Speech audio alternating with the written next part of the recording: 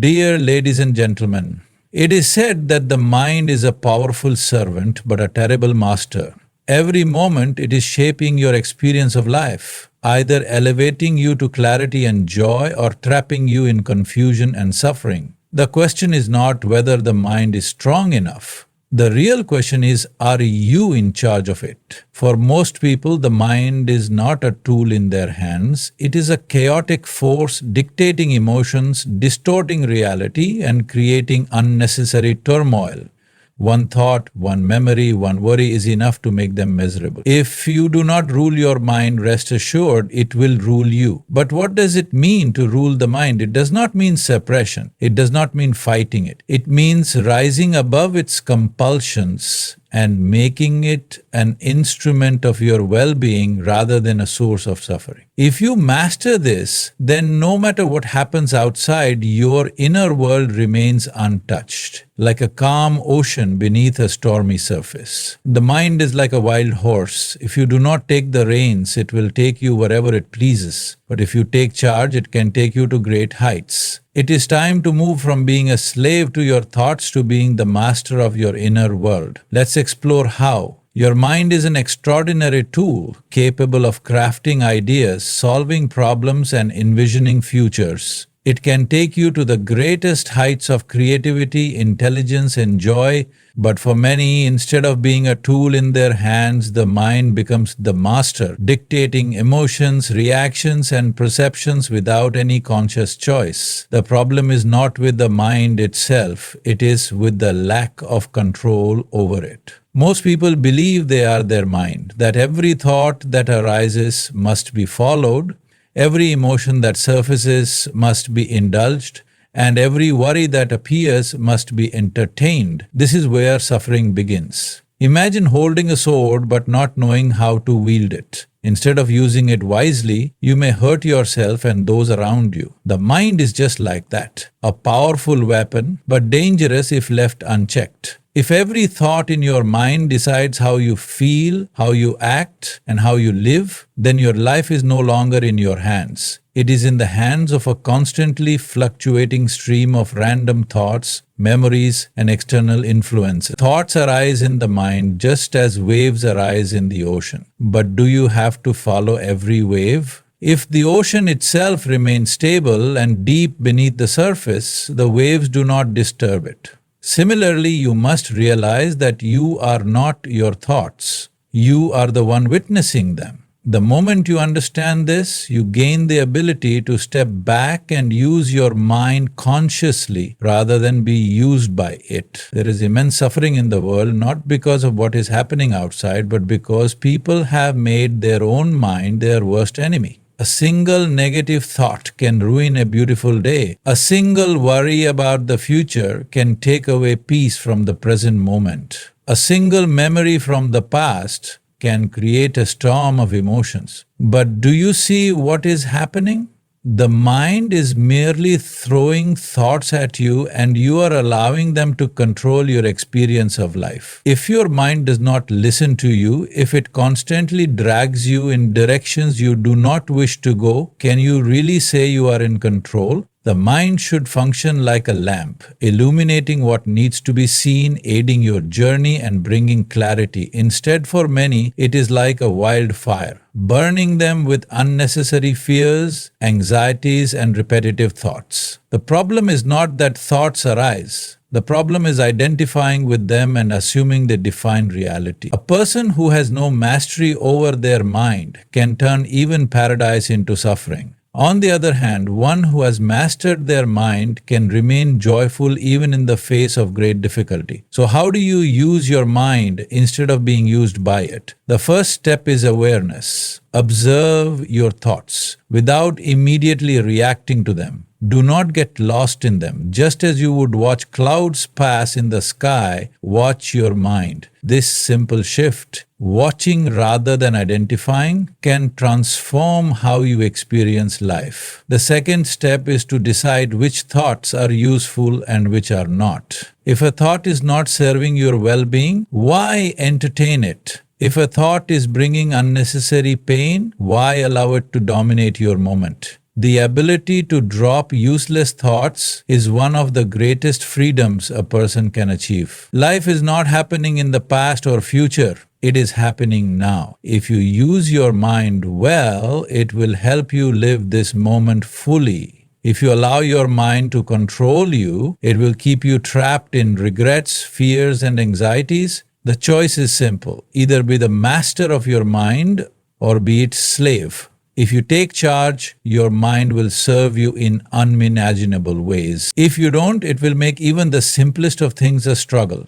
Clarity is not just a state of mind, it is the very foundation of how we experience life. When the mind is clouded, even the simplest of situations become overwhelming. When the mind is clear, even the greatest of challenges can be approached with wisdom and balance. Clarity is not about having all the answers. It is about seeing reality as it is, without distortion, without unnecessary fear, without mental clutter. It is about responding to life rather than blindly reacting to it. For most people, life is not experienced as it is experienced through layers of mental noise, opinions, judgments, and unchecked emotions. If someone says a few words, the mind twists them into 1,000 meanings. If a situation does not go as expected, the mind creates endless stories of failure and frustration. Instead of seeing things simply and responding appropriately, the mind complicates everything. This lack of clarity is what turns small issues into unbearable suffering. Imagine walking through a forest with a clear vision of the path ahead. Every step is taken with confidence. Every movement is in the right direction. Now imagine walking the same forest with fog covering everything. Every step is filled with hesitation. Every movement is uncertain. And even the simplest path feels confusing. The forest has not changed, only your ability to see has changed. The same applies to life. When the mind is clear, there is confidence, there is ease, there is freedom. When the mind is clouded, there is doubt, there is fear, there is struggle. Clarity is not something that happens by accident. It is a conscious effort, a practice. The first step to clarity is stillness. When the mind is restless, clarity is impossible. Just as the pond cannot reflect the sky when its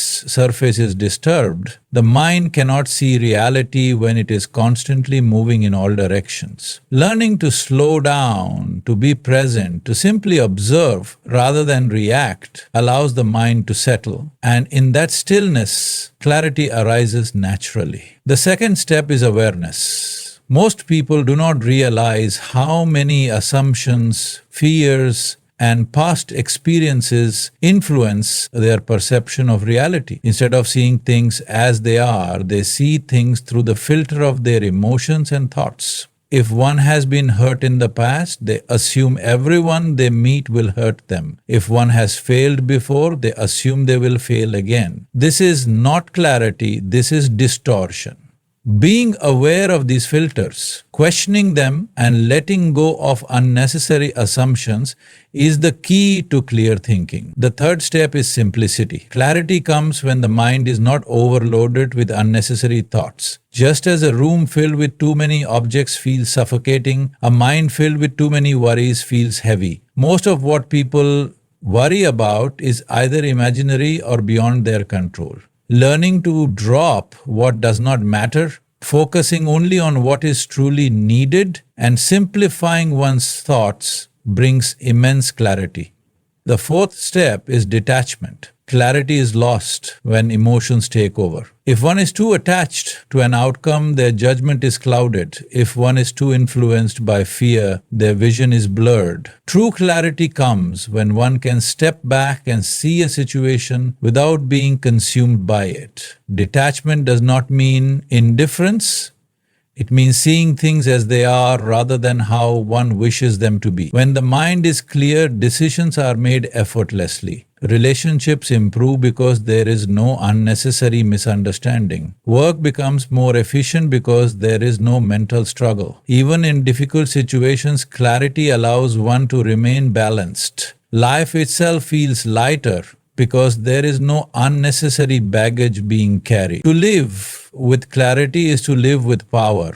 The power to act rather than react. the power to remain undisturbed by external situations, the power to shape life rather than be shaped by it. It is not something to be gained from the outside, it is something to be uncovered within. When one stops getting lost in the noise of their own mind, clarity shines naturally, and in that clarity there is immense strength. The mind is a continuous flow of thoughts, some useful, some irrelevant, and some outright destructive. Most people believe that just because a thought arises in their mind, they must follow it, analyze it, and engage with it. This is where suffering begins. A thought is just a piece of information, a fleeting occurrence, much like a cloud passing in the sky. But if one starts identifying with every thought, if one starts believing that every thought is a command that must be obeyed, then the mind no longer serves them, it enslaves them. Not every thought that appears is a reflection of reality.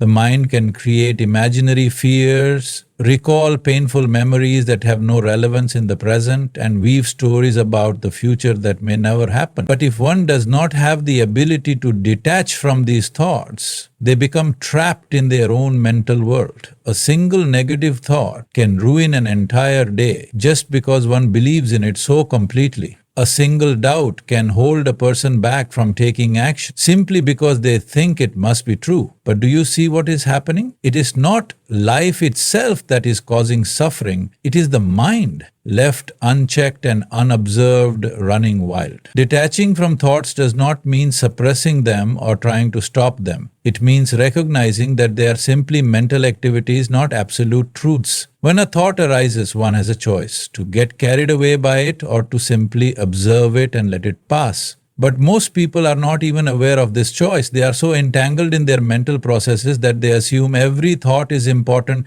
every thought must be examined, every thought must be followed. This is like getting caught in a river and being swept away without realizing that one can step onto the shore and simply watch the water flow. Imagine sitting by a road and watching cars pass by. Some cars are fast, some are slow, some are beautiful, some are old and rusty, but you are simply watching. You are not running behind every car. You are not trying to stop them. You are not getting into each one and going wherever it takes you. This is how one should treat thoughts. They will come, they will go. Some will be useful, some will not. But unless a thought is relevant to the present moment and beneficial to one's well-being, there is no need to follow it. But for most people, detachment from thoughts seems impossible because they have spent a lifetime identifying with them. If a thought of anger arises, they believe, I am angry. If a thought of fear arises, they believe, I am afraid. They do not see that the thought is just something passing through. It is not who they are. If they could observe it from a distance and recognize that it is just a temporary wave in the ocean of their mind, they would be free. The first step to detaching from thoughts is awareness. One must begin to watch the mind rather than get lost in it. Meditation, mindfulness, or simply taking a moment to observe thoughts without reacting can create a gap between oneself and the mental noise. The second step is discrimination, the ability to recognize which thoughts are helpful and which are not. If a thought is not useful, why entertain it? If a thought is making life more difficult, why give it power? This is where real freedom begins. When one realizes that they do not have to obey every thought that arises. Life is happening now in this moment, but if one is too involved in their thoughts, they are never truly present. They are always lost in the past, analyzing old events, or lost in the future, worrying about things that have not happened. They are physically here, but mentally they are somewhere else entirely. Detachment from thoughts brings one back to reality, back to the present moment where life is actually happening. The mind can be a beautiful tool, capable of great creativity, intelligence, and problem solving. But if left uncontrolled, it becomes a source of endless suffering. The difference between the two is simply this: are you watching your thoughts or are you being controlled by them? The moment one stops identifying with every passing thought and starts observing them instead, The grip of the mind loosens. The storms of emotions settle. The unnecessary burdens of the past and future dissolve. What remains is clarity, peace, and a deep inner freedom. Emotions are powerful forces within the human experience. They can elevate one's life to unimaginable heights or drag it down into unnecessary suffering. Most people do not realize that emotions are merely responses generated by their own mind and body. They assume that emotions are external forces beyond their control. When anger arises, they believe it is justified. When sadness appears, they accept it as inevitable. When anxiety takes hold, they assume there is no escape. But in reality, emotions do not have power on their own. They only have power when one submits to them without awareness. To master emotions is not to suppress them or deny their existence. Suppression only leads to deeper struggles. What is buried does not disappear. It festers and grows stronger. Mastery means recognizing emotions for what they are, energies moving through the system. It means having the ability to experience an emotion fully without being consumed by it. It means choosing one's response rather than reacting blindly. For most people, emotions dictate their entire experience of life. If they wake up feeling good, the whole day seems beautiful. If they wake up feeling disturbed, the whole day seems like a struggle. But what they fail to see is that emotions are just fluctuations within themselves. The world outside has not changed. Only their internal state has shifted. If one does not have mastery over their emotions, they will live as a puppet, constantly controlled by circumstances, other people's words, and random thoughts passing through their mind. Imagine standing in front of a mirror and seeing a distorted reflection. If one does not realize that the distortion is in the mirror and not in reality, they may start believing that their face itself is flawed. This is how emotions work. When they are in turmoil, they distort one's perception of life. A simple conversation can feel like an attack. A minor inconvenience can feel like a major disaster. A temporary setback can feel like the end of the world. But in reality, it is not the situation that is unbearable, it is the way emotions are shaping one's experience of it. Mastering emotions begins with awareness. Instead of immediately reacting when an emotion arises, one must pause and observe. If anger appears, instead of acting upon it, one must watch it. If sadness arises, instead of drowning in it, one must notice it without identifying with it. This simple gap, this moment of conscious observation, creates a powerful shift. It separates the emotion from the self. One is no longer angry, they are simply experiencing anger. One is no longer afraid, they are simply witnessing fear. This small but profound shift allows one to regain control. The next step is understanding that emotions are created within, not outside. Most people blame their emotions on external factors. He made me angry, she made me upset, that situation stressed me out. But the truth is, no one can enter one's mind and create emotions. The reactions are happening within, based on one's own past experiences, conditioning, and patterns of thinking. The moment one takes responsibility for their emotions, instead of blaming the outside world, they gain the power to transform them. Another essential aspect of emotional mastery is learning how to shift emotions rather than be stuck in them. Just as the body can be trained for flexibility and strength, the emotional system can also be trained for resilience and balance. Engaging in practices that generate uplifting emotions, such as meditation, deep breathing, movement, or even simple acts of kindness, can shift one's emotional state dramatically. Instead of waiting for emotions to control the day, one can consciously cultivate the emotions they wish to experience. There is a vast difference between a person who is ruled by their emotions and a person who rules their emotions. The former is like a leaf in the wind, blown in all directions without any stability. The latter is like a deep-rooted tree, unshaken by passing storms. The ability to master emotions does not mean one will never feel sadness, anger, or fear.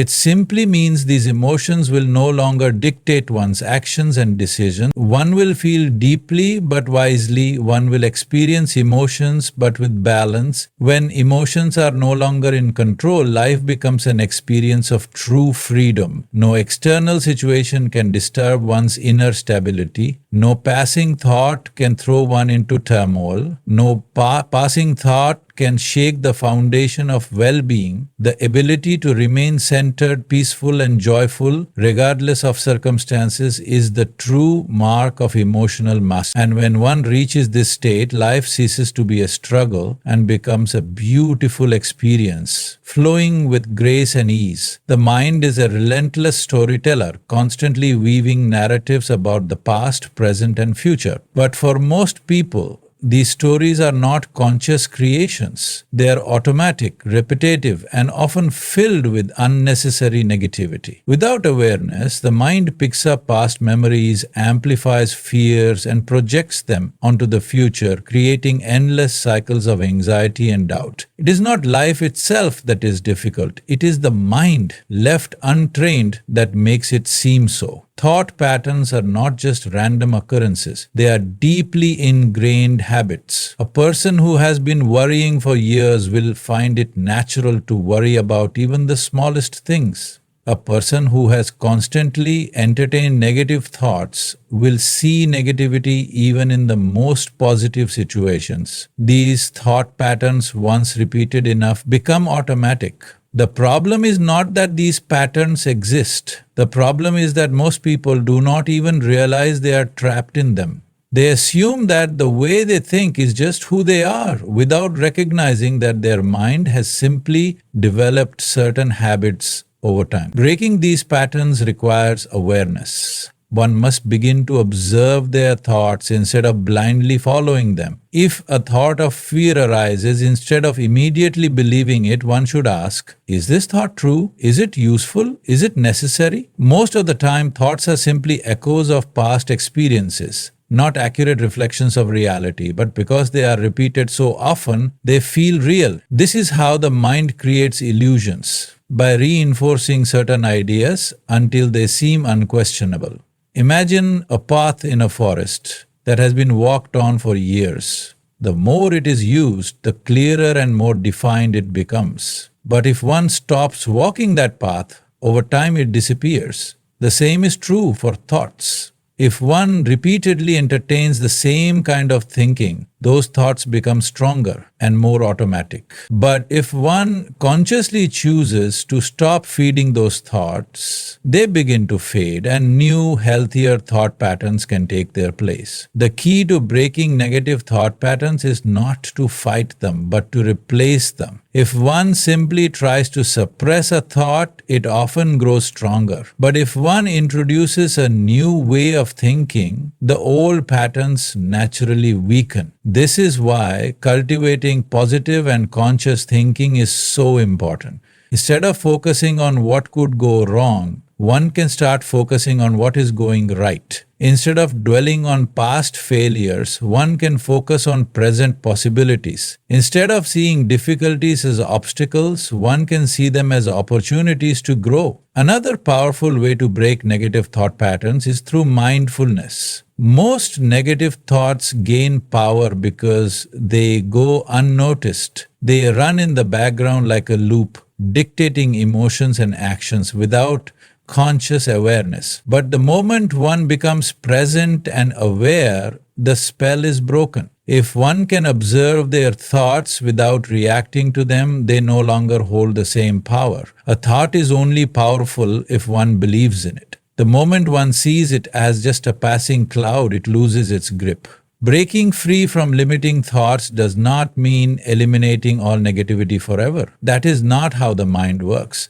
Thoughts will continue to come and go, but the difference is in how one relates to them. A person who has mastered their thoughts does not get stuck in them. They do not allow a single thought to define their mood, their day, or their life. They have the ability to choose which thoughts to engage with and which to let go of. When negative thought patterns are broken, life becomes significantly lighter. There is less mental resistance, less unnecessary suffering, less inner conflict. The mind becomes a tool that serves rather than a burden that weighs down. Decisions become clearer, relationships improve, and overall well being rises. The mind, once a source of struggle, becomes a source of clarity, creativity, and peace. This is not something that happens overnight, but with conscious effort, anyone can reshape their thinking. The moment one realizes that they are not their thoughts but the one observing them, they gain the power to break free from old patterns and create a new way of being. And in that freedom, life transforms into something far more beautiful than the mind's old stories ever allowed. The external world is full of distractions, social expectations, cultural influences, and the ever-growing noise of information. If one is not careful, they can spend their entire life being shaped by external forces rather than discovering their own inner truth. Without inner awareness, people end up chasing what society tells them is valuable, following trends without question, and living according to others' expectations instead of their own authentic desires. But true wisdom, true fulfillment, and true freedom can only arise when one turns inward, when one begins to understand their own mind, rather than being constantly influenced by the world outside. Most people assume that their thoughts and emotions are entirely their own, but in reality, much of what they think and feel has been conditioned by the world around them. A child is not born with insecurities, they are learned.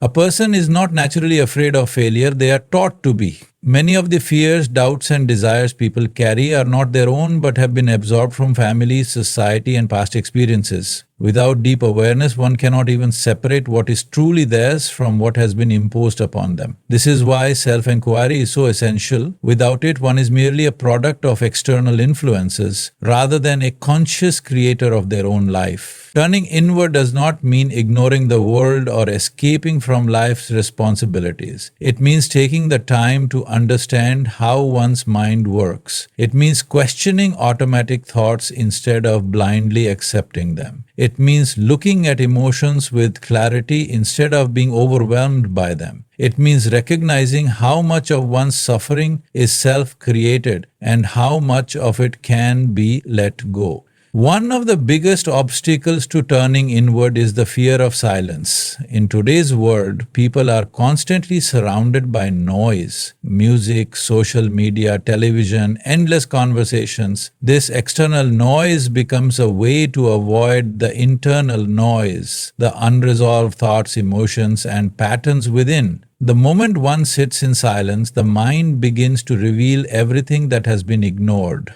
This is why many people avoid silence. They are afraid of facing themselves. But avoiding something does not make it disappear. The more one resists self-exploration, the more they remain trapped in unconscious patterns. To truly understand the mind, one must be willing to sit with it. Just as one cannot understand a lake's depth by constantly stirring the water, one cannot understand the mind by constantly distracting it.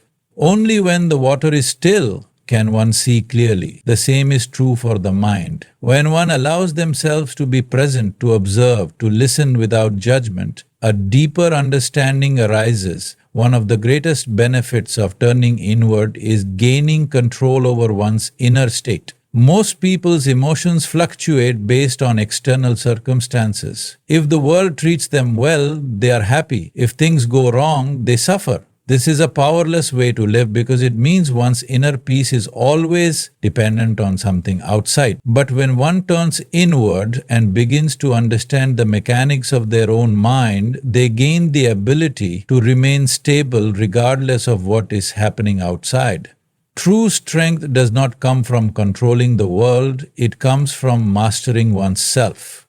Another important aspect of turning inward is the discovery of authenticity. When one spends too much time looking outward, they try to conform, to fit in, to be accepted. They shape themselves based on what others expect rather than who they truly are. But when one begins to look within, they realize that there is a unique intelligence guiding them, a natural inclination toward what brings fulfillment. They stop living for external validation and start living with inner conviction. The journey inward is not always comfortable, but it is the only path to real freedom. It requires courage to question long-held beliefs. It requires patience to sit with uncomfortable emotions. It requires honesty to see oneself clearly, but in this process, one gains something invaluable: clarity, wisdom, and a deep connection to life itself. Instead of being shaped by external forces,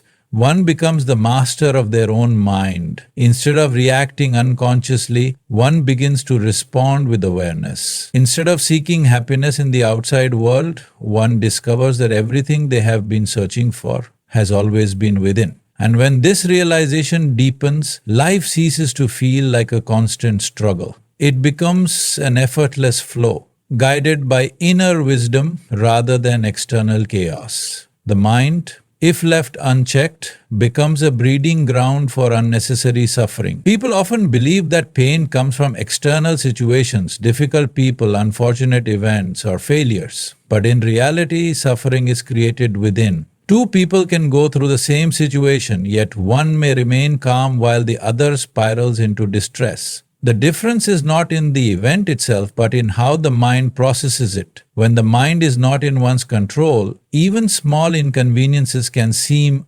unbearable. But when one gains mastery over their mind, even the greatest challenges can be faced with clarity and balance. Most suffering is not happening in the present moment, it is happening in the mind. The past cannot touch a person anymore, but the mind can replay painful memories endlessly, keeping them trapped in regret, guilt, or resentment. The future has not yet arrived, but the mind can create endless worries about things that may never happen, filling the present with anxiety.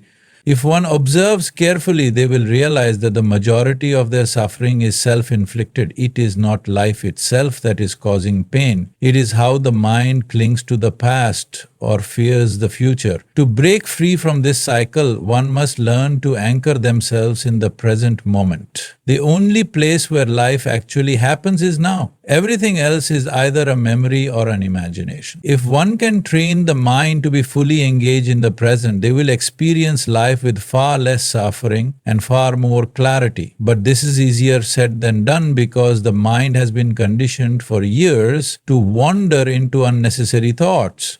Breaking this habit requires conscious effort. One powerful way to reduce suffering is to develop the ability to observe thoughts and emotions without getting entangled in them. If an unpleasant memory arises, instead of indulging in it, one can simply acknowledge it and let it pass. If anxiety about the future appears, instead of believing it as truth, one can recognize it as just another thought and move forward. The more one practices this, the weaker the grip of unnecessary suffering becomes. Another key aspect of reducing mental suffering is learning not to personalize everything. People take too many things personally. Someone's rude behavior, a temporary failure, a missed opportunity. But if one examines closely, they will see that most things are not about them at all.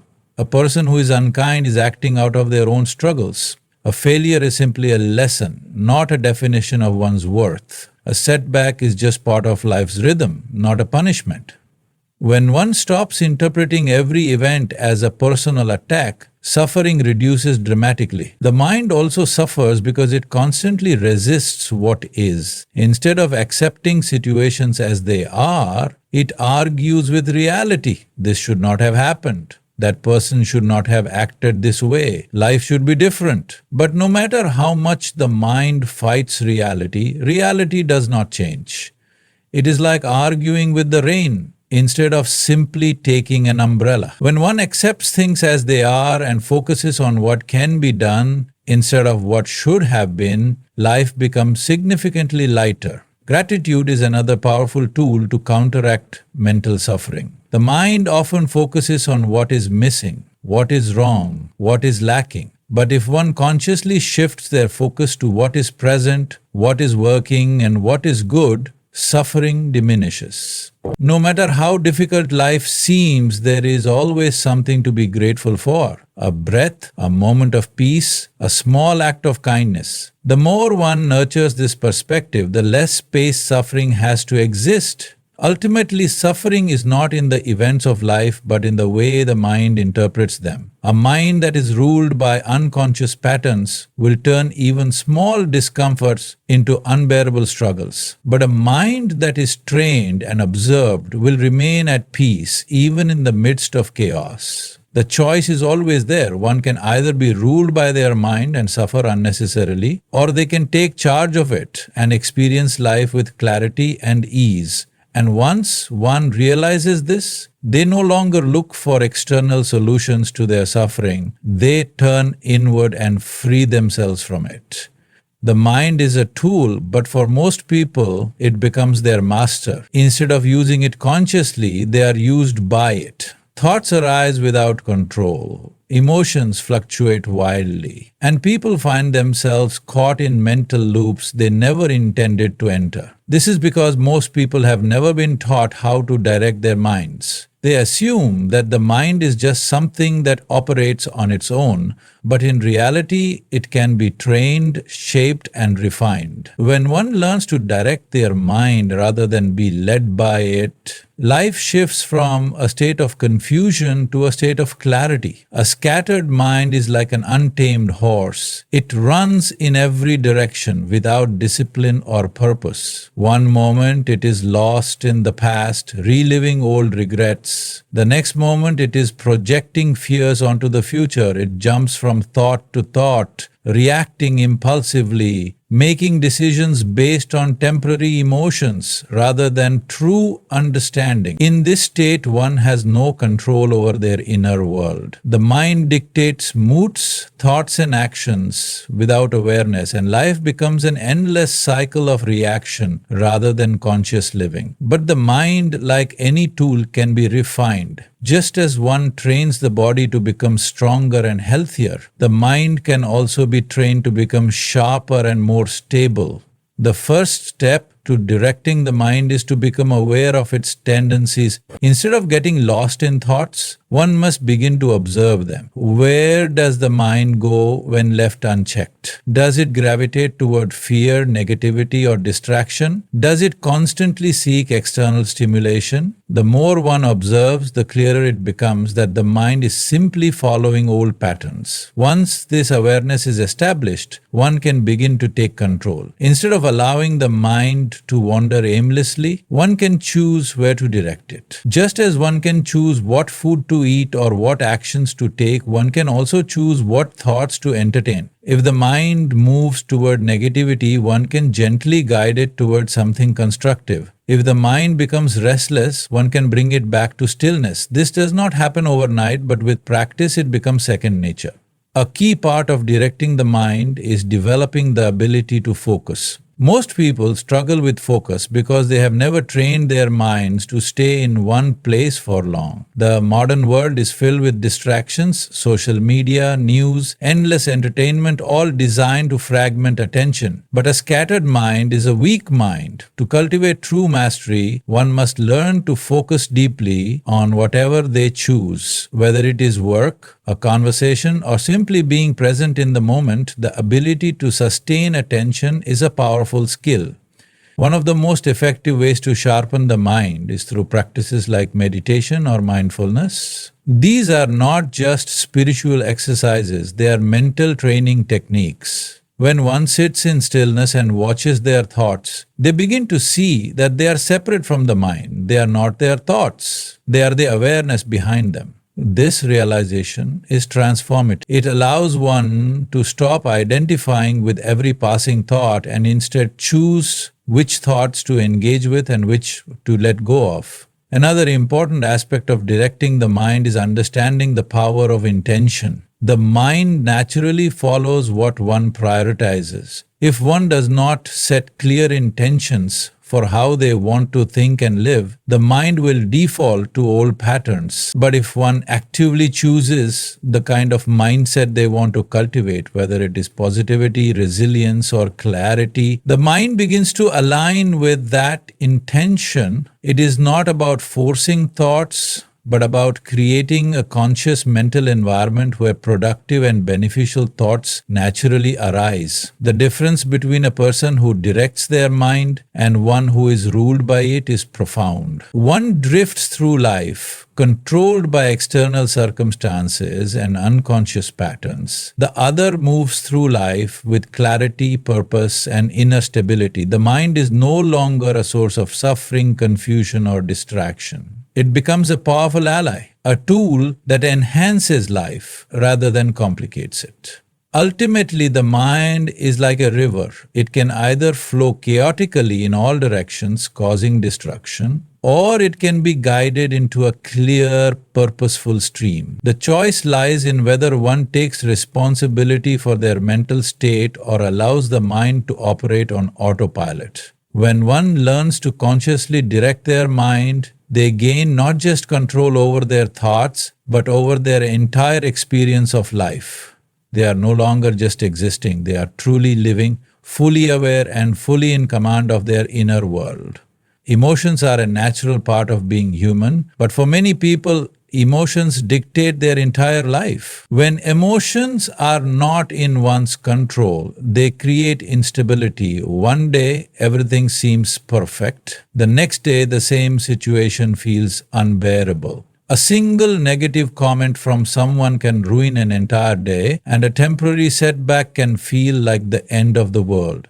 This is because emotions, when left unchecked, can magnify problems, distort reality, and make life seem more difficult than it actually is. But when one learns to master their emotions, they gain the ability to navigate life with steadiness and clarity. Most people believe that emotions happen to them, that they have no choice but to feel a certain way in response to situations. But in reality, emotions are largely shaped by how the mind interprets events. The same situation can create completely different emotions in different people depending on their perspective. For example, if someone loses their job, one person may feel devastated, seeing it as a failure, while another may feel excited, seeing it as an opportunity for a fresh start. The event is the same, but the emotional response is entirely different. This shows that it is not external events that determine emotions, but how the mind perceives them. If one wants to master their emotions, they must first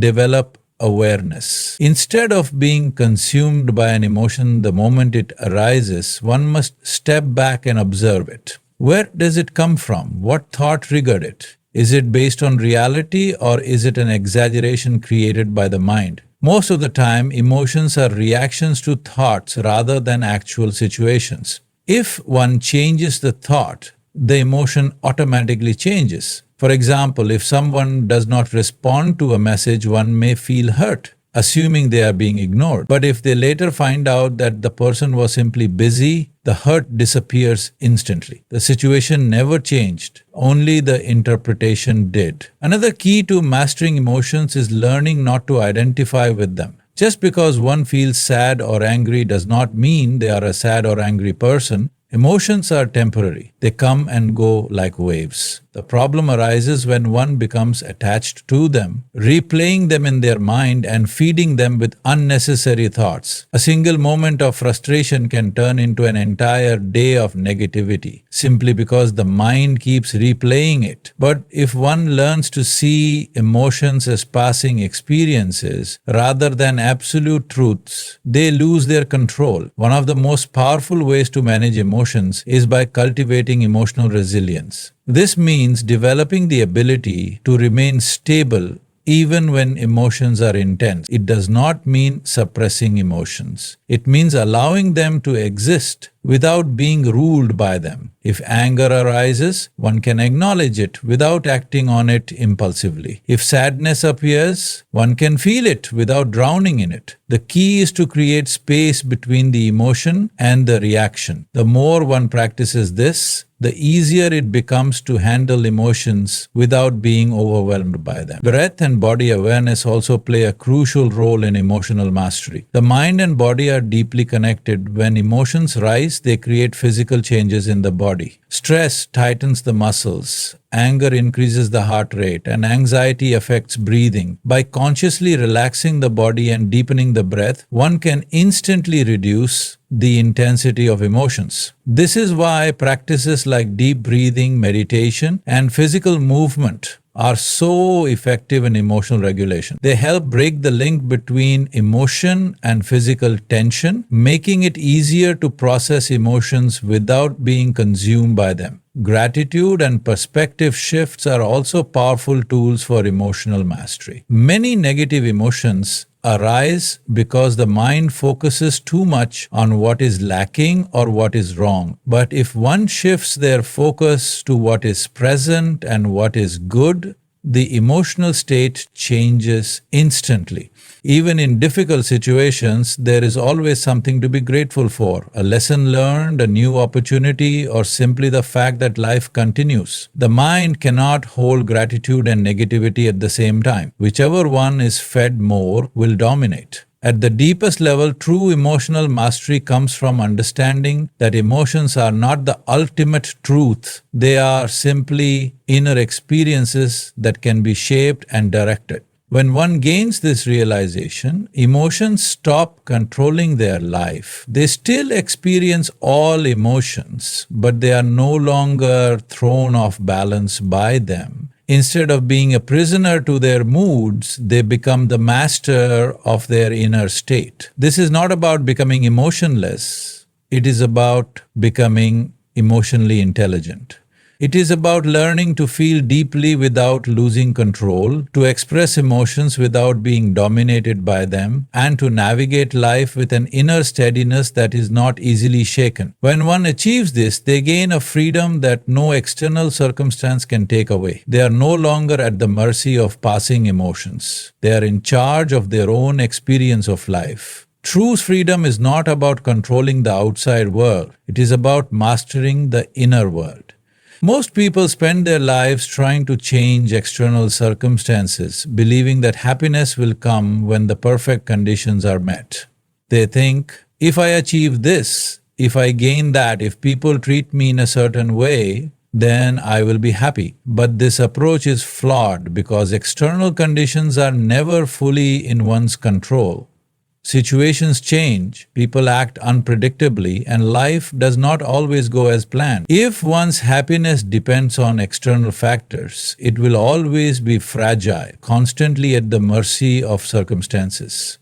True freedom comes when one realizes that peace, joy, and balance are internal states that can be cultivated independent of the outside world. Imagine a person who has everything they ever wanted. Success, money, relationships, comfort, but still feels anxious, restless, or dissatisfied. On the other hand, there are those who have very little, yet they radiate contentment and peace. What makes the difference? It is not the external situation, but the inner state. The problem is that most people try to fix their inner state by rearranging the outer world. If they feel unhappy, they change their job. If they feel lonely, they seek new relationships. If they feel restless, they look for distractions. But no matter how much they change the outside, they remain the same inside. Because they have never addressed the root cause, the mind remains in a state of craving, constantly seeking something more, never at ease with the present moment. To attain real freedom, one must break the cycle and recognize that the mind itself is the source of both suffering and joy. When the mind is restless, even in perfect conditions, there is no peace. But when the mind is balanced, even in difficult situations, there is no suffering. This does not mean one should stop striving for goals or improving their life, but rather that they should not make their inner state dependent on these things. Joy should not be postponed until a future achievement. One should learn to access it now, in this moment.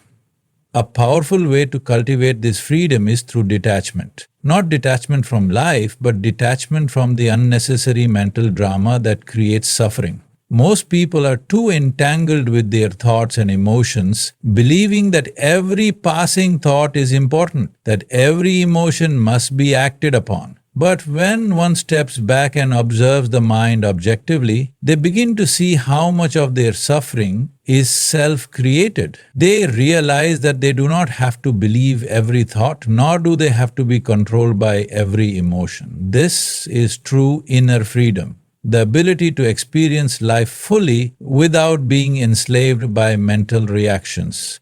Another aspect of freedom is breaking the habit of seeking validation from others. Many people live as prisoners of others' opinions, constantly adjusting themselves to fit expectations. They fear criticism, they crave approval, and they base their self-worth on external recognition. But as long as one's happiness depends on what others think, they are not truly free. The moment one stops needing external validation and becomes rooted in their own clarity, life becomes far more effortless. They no longer waste energy trying to impress or please others.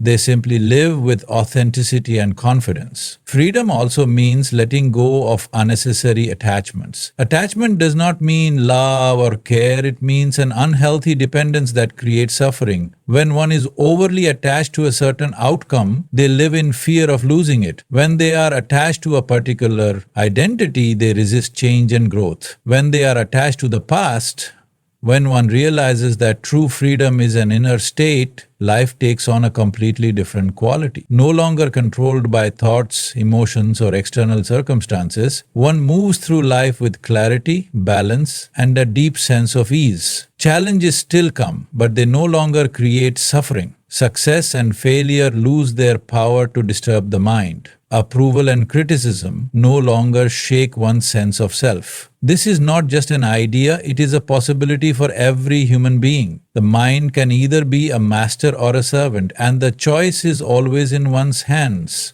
Either one rules their mind and lives in peace, or the mind rules them and creates endless struggles. By taking conscious charge of the mind, one gains the greatest power of all, the power to shape their own experience of life. The journey of mastery is not about controlling the world, but about mastering oneself. And once this is achieved, no external situation can ever take away one's joy, no circumstance can ever shake one's peace, and no challenge can ever seem too great. This is what it truly means to rule the mind, to live with a freedom that nothing and no one can take away.